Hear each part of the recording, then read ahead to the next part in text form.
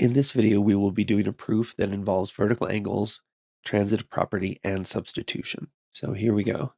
Given angle 1 is congruent to angle 3 is congruent to angle 4, prove angle 2 is complementary to angle 5. So down here for the proof, angle 1 is congruent to angle 3. Angle 1 is congruent to angle 3, that's given. Angle 3 is congruent to angle 4.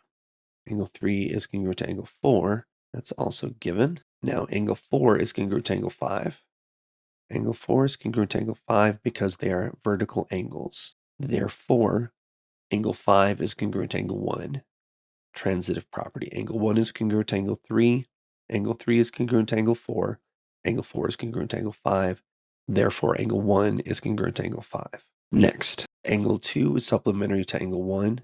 You can see that they form a linear pair, or they add up to a straight angle. Either one is fine. If angles add up to a straight angle, then they are supplementary. Now, angle 2 is supplementary to angle 5 because of substitution. Angle 2 is supplementary to angle 1, which is congruent to angle 3, which is congruent to angle 4, which is congruent to angle 5. Therefore, we can replace angle 1 with angle 5. Angle 2 is supplementary to angle 5.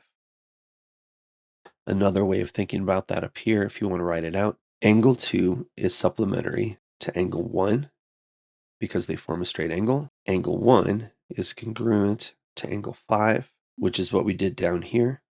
So we can replace angle 1 with angle 5. Angle 2 is supplementary to angle 5, and that is substitution. You don't have to write this all out on your paper. Generally, you can write this, but go through the thought process so you can see it. And we have our substitution, and our proof is complete.